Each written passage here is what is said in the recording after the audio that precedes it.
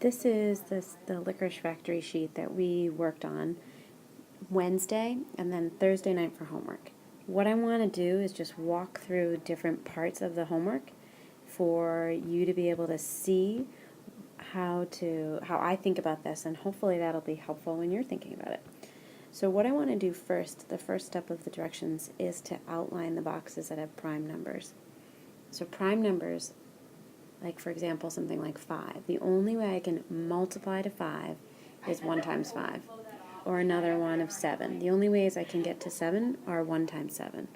So what I'm going to do is I'm just going to take this and I'm going to box things like 5.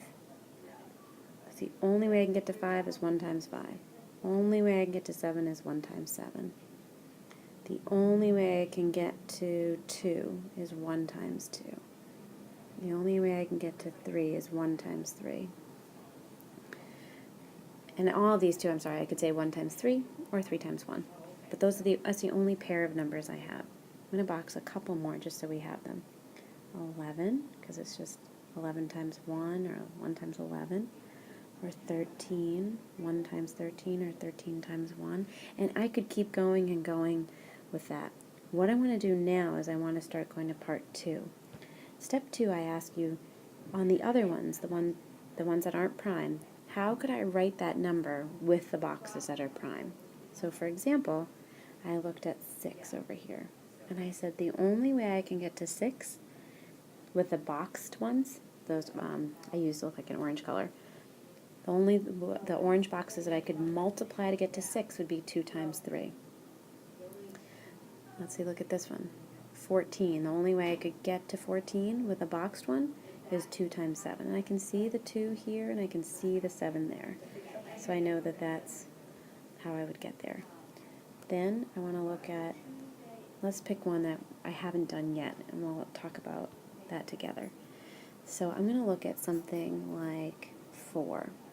The way that I would get to 4, I just think about it as 2 times 2. And I look over here, and sure enough, I can use the 2 because that one is boxed. So 2 times 2. Great. What I'm going to do now is I'm going to use that to help me with a couple other ones. So let's look at 12 over here. So I could say 12 equals. What I think about when I think of 12 is I think of 3 times 4. But sometimes I might do other things too, but for me, like 3 times 4 is what I remember. So I'm going to look back and I see, yep, the 3 is okay because it's boxed, so I can keep the 3. But the 4 wasn't boxed, so I can't use that 4. So instead of using the 4, I'm going to take what I used here and I'm going to use it instead. So I have the 3 times 2 times 2. So this part gives me the 3, this part gives me my 4. Let's try that with another one. Let's try that with number 20 over here. Let me go back to 18 for just a second. So 18, I usually think about it as 2 times 9. I know the 2 one is totally fine because I have it boxed. But when I go backwards and see the 9, I see that the 9 is 3 times 3. So instead of using the 9, I use the 3 times 3 there. I think I said that I would do the 20 next. If I made a mistake, I'm sorry. Or if I changed my mind. 20. I usually think about it. 20 is 2 times 10. Let me look back. The 2, yep, I have that one. I can use the 2. Let me go back to the 10. I haven't done the 10 yet. So I'm going to think about how do I normally think about getting to 10? And I usually think about it as 2 times 5. The 2 is great because it's boxed, and the 5 is great because it's boxed, so I'm all set.